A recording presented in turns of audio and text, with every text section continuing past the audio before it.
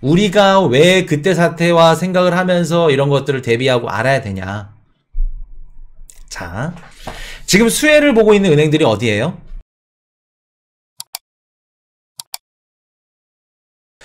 자, 지금 시장이 어느 시점과 비슷한지 한번 비교를 한번 해드리려고 합니다. 혹시 나는 1980년도 말부터 1990년도까지 초반까지죠. 미국의 S&L, 미국 저축 대부조합 사태를 알고 있다. 혹은 기억하고 있다. 미국의 저축 대부조합 파산 사태를 알고 있다. 아니면 겪었다. 1번. 사실 지금 실리콘밸리라던가 아니면 뭐 시그니처라던가 이런 은행들이 파산되는 게 과거에 이런 비슷한 좀 은행들이 무너지는 그림들이 있었어요. 근데 지금을 막 뭐 2008년도 리먼 사태랑 비교를 하면 그건 잘못된 거고, 잘못된 거고. 왜냐면 무너진 이게 달라. 2008 리먼 사태 때는 무리한 투자로 인해서 무너진 거고, 지금은 무리한 투자가 없었음에도 무너진 거고. 근데 무리한 투자? 근데 뭐 따지고 보면은 무리한 투자라고 할 수도 있겠다. 좀 효율적이지 못한 투자. 그렇게 보시면 될 것 같은데 1980년도 그때 당시에 연준 의장이 폴 볼커였습니다. 우리 항상 코인이슈 방송 보면서 많이 배우셨던 키 2m 8cm에 권총을 끼고 다니던 폴 볼커. 기준금리를 20%까지 올려버립니다. 급격하게. 그때 터졌던 게 뭐냐면 미국에 있는 저축은행들. 자, 이게 보시면 저축 대부조합이라 그러죠. 자, S&L이라고 얘네들이 이제 뭐냐면은 은행입니다. 저축은행인데 얘네들이 주로 파는 상품들이 뭐냐면 그 부동산 연결해서, 그러니까 쉽게 말해서 여기 은행에다 예치를 하면 이 자금을 갖고 대출을 해주죠. 채권자들한테. 그리고 여기 엮여있는 애들이 많은 부동산들이 엮여있죠. 이게 S&L입니다. 얘네 저축은행, 저축 대부조합. 그래서 얘네들이 수천 개가 무너졌어. 그러니까 1000개 이상 될 겁니다. 금융 그 기관들이 무너진 애들이. 이거를 저축 대부조합 파산 사태라고 합니다. 1985년도부터 10년 동안 1000개가 넘어. 파산한 애들이. 그리고 납세자들이 부담한 세금만 1320억 달러. 그때 당시에. 여기다가 뭐 거의 한 곱하기를 해야겠죠. 그때 당시에 수많은 저축은행들이 무너졌다. 근데 왜 무너졌냐? 자, 과거로 한번 올라가 볼게요. 1980년도 당시에 미국이 어떤 거를 했냐면 미국의 은행 법인들 예금 보호 대상액을 4만 달러에서 10만 달러로 대폭 확대를 합니다. 예금 보호 대상액을. 이게 무슨 뜻이에요? 예금 보호 대상액을 늘렸다는 건 예치를 더 많이 할 수 있게끔. 그리고 예금 금리 규제 상한을 철폐해버려. 예금 금리 규제 상한을. 그러니까 예금하면은 금리를 언제까지 올라가고 뭐 어떻게 맞추고 이런 것들 싹 다 철폐해버려. 그럼 국민들이 어떻게 할까? 은행에다 예치를 할 수 있게끔, 예치하게끔. 규제가 막 풀리니까 정부가 예금보험 지급 보증을 많이 해줘. 많이 해주니까 국민들이 너도 나도 예치를 하고 은행은 돈이 막 들어와. 그럼 그 돈으로 또 어떻게 해야 돼요? 은행의 수익 구조가 뭐죠? 예대 마진을 벌어먹죠. 그게 뭐예요? 고객들이 예금을 하면 그 돈을 갖고 시중에 더 비싼 이자로 대출을 내준다. 이게 예대 마진입니다. 여기서 예대 마진을 남겨먹는 게 은행인데, 그러면 내가 A라는 은행이야.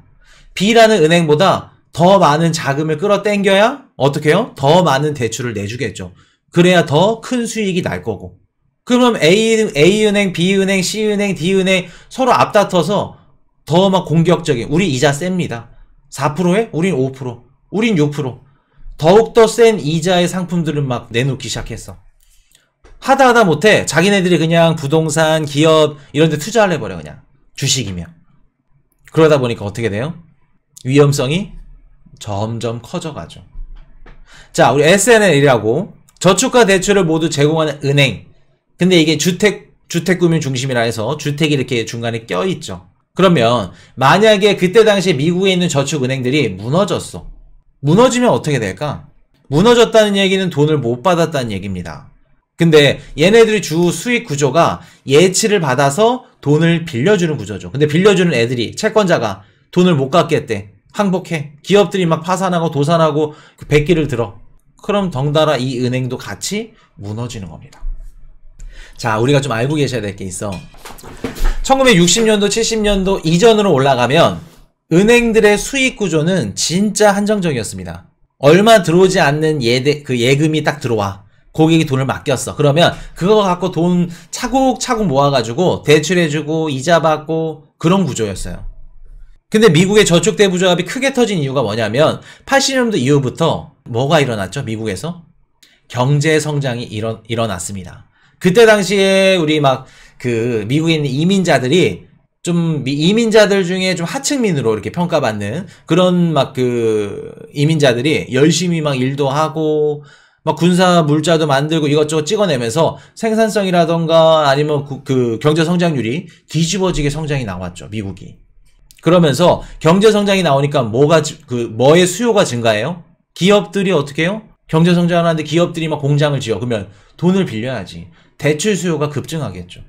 그러면 저축은행들도 야, 우리한테 돈 달래.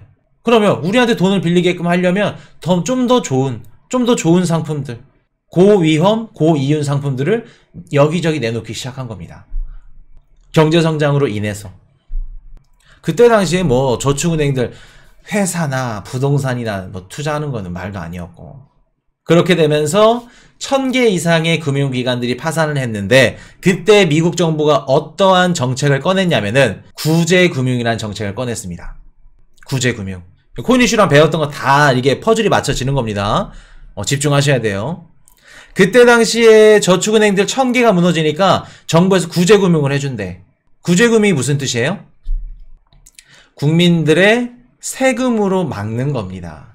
금융기관들한테 어떻게 돼요? 세금으로 막는 거예요. 국민들이 피같이 번 돈 세금 낸 거 그 돈으로 막는 겁니다. 그러면 결국 국민들의 세금이 어디로 들어가요?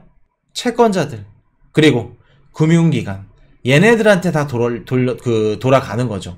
이러다 보니까 야, 국민들이 들고 일어나. 야, 우리가 너네 좋은 데 쓰라고 세금 냈지. 은행들이 무리하게 투자하고 이렇게 해서 무너진 걸 왜 거기 돈을 쓰냐? 그렇게 해서 생긴 게 우리 저번 시간에 배웠던 코코본드 배웠죠. 은행으로 따지면 예비군이다. 예비로 이렇게 해놓고 만약 은행이 무너진다 그러면 상각 처리가 되던가 아니면 자사주로 바뀌어서 자본금을 충당한다. 그게 코코본드입니다. 정부에서도 책임지기 싫고 은행 너네가 책임져라. 근데 은행 너네 무너지면 그 책임을 누구한테 해라? 채권자한테 책임을 넘겨라. 이게 코코본드. 이해되셨나요? 이렇게 퍼즐이 맞물리는 겁니다. 연결되는 거예요. 자, 그래서 그때 2008년도 이후에 이것저것 많은 게 생겨. 코코본드인지 뭔지 이것저것 다 생기는데 지금 바이든도 그렇고 제니 옐런 누님도 그렇고 스위스 대통령도 그렇고 이 네 글자는 입 밖에 꺼내지도 않아. 구제금융이죠. 구제금융 꺼내지도 않아. 왜? 보시죠. 요거 저축대부조합 사태 그리고 2008 리먼 사태 구제금융으로 세금으로 다 해버려. 이해되셨나요? 그러니까 구제금융 얘기 못하는 겁니다. 우리 세금으로 해? 그러면 집권당 날라갑니다. 이렇기 때문에 구제금융을 표현 안 하는 거예요. 자, 그러면 우리 1980년도 후반부터 1990년도 초반까지 일어났던 SNL 사태, 미국 저축 대부 조합은행 사태, 요거 배웠죠. 자, 그러면 이 사태와 지금 실리콘밸리 은행이 무너진 거 사태와 유사점과 다른 점이 있어. 일단 80년도 말부터 시작됐던 저축대부조합 파산 사태는 경제성장이 일어났습니다. 그리고 그 경제성장으로 인해서 금리도 상승을 했고 물론 홀벌코도 있었고 이것저것 다른 요인들도 있었죠. 금리를 상승하니까 어떻게 돼요? 대출의 수요가 급증했죠. 경제성장이 같이 일어났으니까. 그리고 저축은행들은 고이윤을 위해서 리스크 있는 고위험도, 이자 높은 이런 것들 대출을 시작했습니다. 그러면서 은행들이 무너졌죠. 자, 실리콘밸리 어떻게 됐죠? 얘네들은 반대야. 얘네도 금리 인상 시기에 무너졌어. 근데 SNL 사태랑은 달라. SNL 사태는 경제성장이 나와서 금리가 대출 수요가 늘고 그때 당시에 금리를 들어 올렸는데 실리콘밸리는 인플레이션이 너무 높아. 인플레이션을 낮추기 위해서 연준이 금리를 들어 올렸는데 들어 올림으로써 시장 금리가 높아졌고 어떻게 되죠? 소형은행들이 고객을 잡기 위해서 이자 세게 줄게 우리 은행에 예치해줘 고이윤 대출을 시작합니다. 그리고 기존에 내가 2021년도 제로금리 때 채권 가격 비쌌을 때 그때 채권 투자했었어. 근데 지금 금리 높아지니까 채권 가격 떨어지고 채권 가격이 막 30% 40% 빠진 상태니까 채권 가격 손실이 일어나면서 미국에 있는 은행들 자본이 충당금이 어떻게 되죠? 쭉 떨어지죠. 그러면서 무너졌죠. 다른 점도 있어요. 일단 다른 점은 뭐냐면 예금을 끌어모으기 위한 금리 인상. 이게 언제죠? 이게 80년도 저축대부 조합 사태. 예금을 끌어모으기 위해서 정부가 일부러 금리를 올려줘. 야, 금리 올려서 국민들 예금할 수 있게끔. 그때의 금리 인상과 지금은 인플레이션을 낮추기 위한 금리 인상이죠. 그러다 보니까 같은 금리 인상이어도 달라. 터지는 게. 그렇기 때문에 코인 이슈야 만약에 1980년도 지금 그러면 너가 지금 하는 얘기가 80년도에 일어났던 저축대부조합 사태처럼 1000개의 금융기관이 지금 터질 거란 얘기야? 라고 질문을 하시면 No. 아니라고 말씀을 드릴게요. 그때랑은 다릅니다. 금리 인상은 똑같지만 금리 인상을 하는 이유는 달라. 예금을 끌어모으기 위한 금리 인상이랑 인플레이션을 낮추기 위한 금리 인상은 서로 다르다. 그렇기 때문에 그때야만큼 심각한 리스크는 터지지 않는다. 그러면 우리가 왜 그때 사태와 생각을 하면서 이런 것들을 대비하고 알아야 되냐? 자, 지금 수혜를 보고 있는 은행들이 어디예요? 우리가 알고 있는 JP모건, 뱅크 오브 아메리카, 시티은행, 웰스파고 이런 1금융권 뭐 대형은행, 상업은행 이름만 들어도 아는 은행들, 얘네들 은행으로 돈이 미친듯이 몰립니다. 어디에서 어디로? 중소형 은행, 들어도 몰라. 득보잡 은행에서 1등 은행들로 JP모건으로 많이 몰립니다. 근데 JP모건이면 뭐며 이번에 중소형 은행 하나 무너지니까 자금 수요를 해줬죠. 정부에서 입김을 넣었겠죠. 그럼 지금 순서가 어떤 식으로 들어가냐면 중소형 은행에서 대형 은행, 그리고 대형 은행에서 다시 중소형 은행, 이런 식으로 지금 자금이 계속해서 유동성을 확보를 하는 겁니다. 돌리고 있고. 이렇게 대형 은행에서 안 밀어준 은행들은 디스카운트 윈도우라고 DW라고 있습니다. 우리 그 개인들이라 치면은 뭐 예를 들어서 뭐 3금융권, 4금융권 기록이 다 남죠. 신용등급이 낮은 그런 대출이에요. 중소형 은행들도 내가 자본을 구해야 되는데 당연히 그런 것들이 많이 지금 일어나고 있는데, 자, 그때와 지금의 공통점, 제일 큰 공통점은 뭐냐면 중소형 은행들이 위험하다. 그리고 위험한 이유가 뭐예요? 자금 조달이 힘들다. 자금 조달이. 그 조달금리, 시중 조달금리를 들어보셨을 겁니다. 내가 JP모건이야. 아니면 내가 그냥 득보잡 은행이야. 연준한테 돈을 빌려. 금리가 어떻게 될까? JP모건은 1%, 득보잡 은행은 3%, 4%. 왜? 득보잡이니까. 더 비싸게 빌려야겠죠. 그럼 얘네들은 조금이라도 싼 데를 찾는 겁니다. 여기저기 위험한데. 그게 디스카운트. 우리 디스카운트 윈도우, DW. 이런 식으로 지금 계속 돈을 빌리고 다니는데 만약에 유동성을 확보 못한 중소형 은행들은 걔네들은 어떻게 될까? 무너지는 거죠. 이런 은행들이 자금을 조달할 수 있게끔 채권이 나와. 채권 상품이 있어. 그게 코코본드입니다. 근데 우리 크레딧 스위스에서 24조 원가량 코코본드가 상각 처리가 됐죠. 없어졌습니다. 그러면 누가 그거를 보고도 은행들이 코코본드를 발행을 할 수 있어. 자본 충당하려고. 자본을 모으려고. 근데 그걸 사는 사람이 있을까? 24조 원 날라갔는데 없다는 겁니다. 그러면 그때랑 지금이랑 공통점이 뭐냐면 일단은 중소형 은행들이 어렵다. 무너질 확률이 높다. 그리고 자금이 경색돼 있다. 자금을 못 구한다. 이해되셨나요? 요 두 가지입니다. 요 두 가지. 자, 그러면 한 가지 팁을 드려볼게요. 뭐 주식이든 코인이든 투자하시는 분들. 그러면 앞으로 우리가 유심히 봐야 될 부분들이 어디일까? 재무 상태를 보셔야 됩니다. 어떤 재무 상태?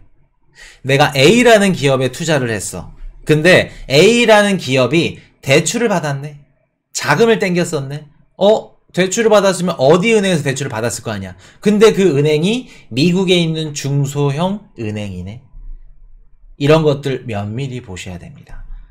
이해되셨나요? 주식 투자하시는 분들. 그리고 또 중요한 거. 또 뭘 볼까? 뭐 금융권 이런 것들도 봐야 되고. 다음 시간에 요거 드릴 겁니다. 다음 시간에. 중소형 은행들이랑 엮여있는 비즈니스 사업 분야들이 카테고리가 어딘지 어렵나요? 미국에 있는 중소형 은행들이 많이 대출을 해준 비즈니스. 예를 들면 우리 자동차 살 때 자동차 대출 나가죠. 그런 시장도 있고 중고차. 그리고 또 한 가지는 주택, 부동산, 상업용 부동산. 다음 시간에 다뤄드릴 겁니다. 그래서 이런 것들 우리가 보시고 주식이나 코인이나 해당 기업들 이런 것들 꼭 확인하시고 지금은 이런 것들 확인 내가 해야 돼. 실리콘밸리가 무너질 줄 알았을까? 전세계 16위 투자은행 크레딧 스위스가 무너질 줄 알았을까? 스위스 2등 은행인데 몰랐습니다. 그러니까 내가 알아야 됩니다. 내가 알고 내가 공부하고 내가 발로 찾아가서 알아보고 그러면 소중한 내 자산을 지킬 수 있는 확률이 높아지겠죠. 늘어나는 겁니다. 이해되셨나요? 자, 여기까지 말씀을 드리고 Hey, I got a confession. Been losing all momentum.